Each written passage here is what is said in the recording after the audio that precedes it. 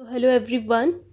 In this video, I will share with you all the 10 months strategy for the UPSC 2025 examination, prelims plus mains both. So in 10 महीने में August to November, we will focus on the mains part only. So August, September, October and November. So these 4 months, first month में I will complete my sociology paper 1. आपका जो optional paper है आप वो cover कर सकते हैं and उसके साथ में जीएस पेपर 1 इंक्लूड किया मैंने. सितंबर में sociology paper 2 and GS paper 2.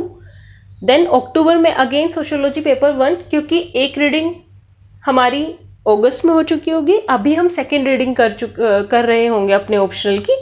उसके साथ ही जीएस 3 इंक्लूड करना है. जीएस 3 वास्ट है सब्जेक्ट है तो इसीलिए जीएस 3 को मैंने 2 मंथ्स दिए हैं, मतलब आधा नवंबर भी हमने जीएस 3 के लिए इंक्लूड किया है.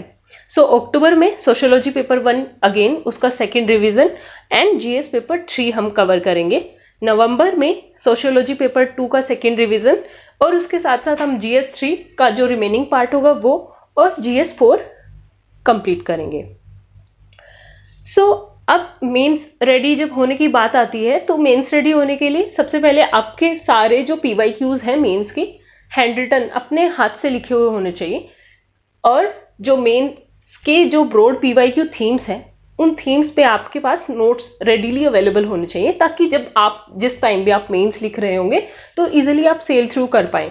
नहीं तो वो 3 महीने का टाइम इतना कम होता है कि वहाँ पे अगर आप उस टाइम पे आप नोट्स बनाने के लिए बैठेंगे तो फिर आप नोट्स बनाते ही रह जाएंगे. सो इसीलिए मैं आपको अपना जो ब्रीफ प्लान है वो बताती हूँ. तो जीएस पेपर 1 में हमें पता है ज्योग्राफी, सोसाइटी और हिस्ट्री आते हैं. हिस्ट्री के अंदर एंशियंट हिस्ट्री और art and culture and the modern history, freedom struggle, post independence and world history included है. तो इसीलिए हिस्ट्री को 15 डेज मैंने दिया है. पोस्ट इंडिपेंडेंस और वर्ल्ड हिस्ट्री को 2-2 दिन हम दे सकते हैं. उसके बाद geography 7 days, society 7 days. GS paper 2 में पॉलिटी को 7 डेज दिए हैं क्योंकि पॉलिटी के साथ साथ कॉन्स्टिट्यूशन भी इंक्लूड होता है और जो पीवाईक्यूज होते हैं उनको कवर करने के लिए हमें टाइम चाहिए होता है. गवर्नेंस के लिए 7 डेज एंड सोशल जस्टिस के लिए अगेन 7 डेज. अब गवर्नेंस और सोशल जस्टिस को 7 डेज ईच क्यों दिए हैं?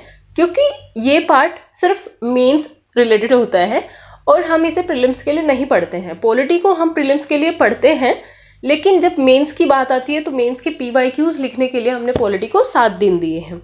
उसके बाद जीएस पेपर 3 की अगर हम बात करें तो economics 7 days, environment 7 days, disaster management 3 days, science and technology 5 days, security 7 days. So अब इसमें भी डिजास्टर मैनेजमेंट और सिक्योरिटी ये 2 सब्जेक्ट ऐसे हैं जो हम सिर्फ मेंस के लिए ही पढ़ते हैं. तो अगर हम अभी से अपना मेंस रेडी करेंगे तो it will be very easy for us in the mains 2025. Then GS 4 last month में नवंबर में हम कंप्लीट करेंगे. तो उसमें थ्योरी पार्ट को हम 10 डेज दे सकते हैं और जो केस स्टडी पार्ट है उसको 20 डेज, इसलिए क्योंकि केस स्टडी को समझने से ज़्यादा केस स्टडी को लिखना और उसको प्रैक्टिस करना is very important. So this is the plan. Next, अब मेंस के नोट्स कैसे बनाने हैं? मेंस के नोट्स बनाने के लिए सबसे पहले हमें सारे क्वेश्चंस जो उस टॉपिक पे पूछे गए हैं वो एक जगह सेग्रीगेट कर लेने हैं. There are so many PDFs available जिनमें टॉपिक वाइज पीवाईक्यूज को सेग्रीगेट किया गया है. I myself have made a video in which history section से मैंने सारे जो क्वेश्चंस है वो एक थीम वाइज पर्सपेक्टिव में उनको चार्ट आउट किया है एक टेबल फॉर्म में. तो I will share the detail video in the link. And then अब मैं कैसे कर रही हूँ? तो राइटिंग मैं क्या करती हूँ कि मैं पीवाईक्यूज देखती हूँ और अगर एक टॉपिक पे 2-3 पीवाईक्यूज दिए हुए हैं तो अगर मेरे पास उसका कंटेंट अवेलेबल है तो I will directly right the PYQ. And अगर मेरे पास कंटेंट अवेलेबल नहीं है and I am not comfortable with the topic तो मैं उसके पहले नोट्स बनाऊंगी. पीवाईक्यूज देखने के बाद मैं जो भी अपना बेस मटेरियल फॉलो करूंगी या तो शून्य आप ले सकते हैं क्योंकि शून्य आईएएस का मटेरियल आता है मेंस का, या फिर आप जो प्रहार ओनली आईएएस का मटेरियल होता है आप वो उठा सकते हैं। उनमें से कोई भी एक, दोनों नहीं क्योंकि इट इज़ वेरी हेक्टिक।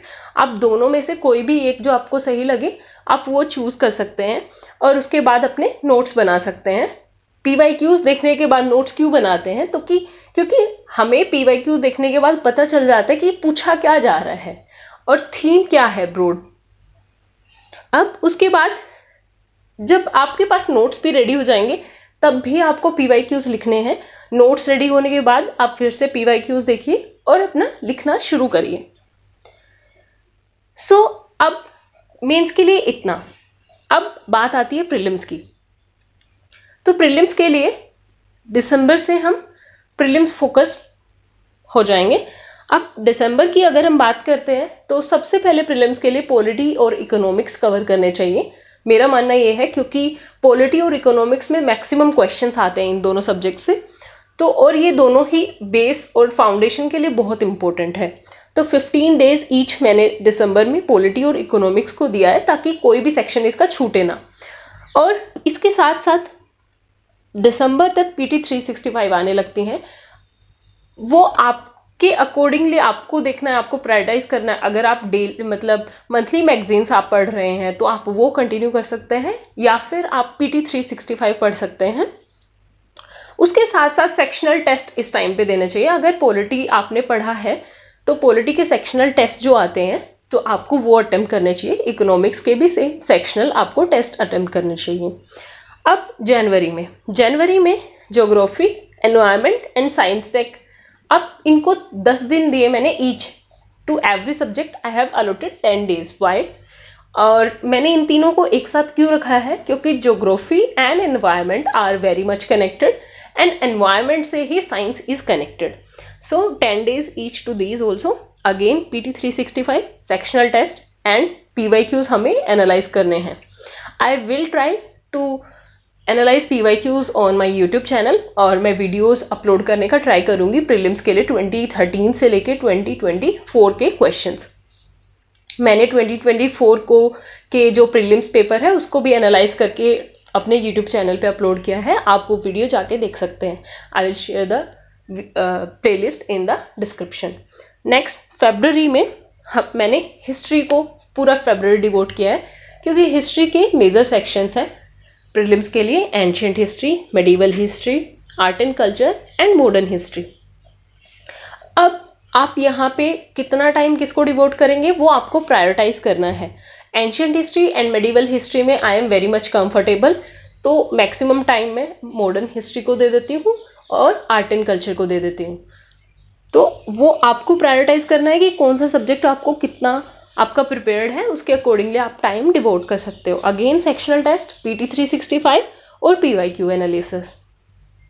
और मैं पीवाईक्यू एनालिसिस पे इतना एम्फसाइज क्यों कर रही हूँ, क्योंकि यूपीएससी में इस बार भी 2024 में so many questions were directly asked from the previous year papers. और प्रीवियस ईयर पेपर करने के बाद हमें थीम पता चल जाता है कि इस थीम पे क्वेश्चन आते हैं, तो इट बिकम्स इजी फॉर अस। और मैक्सिमम टाइम जो ऑप्शंस दिए होते हैं उन ऑप्शन से नेक्स्ट ईयर क्वेश्चन प्रिपेयर हो जाता है, तो इसीलिए वी शुड एनालाइज पीवाईक्यूज।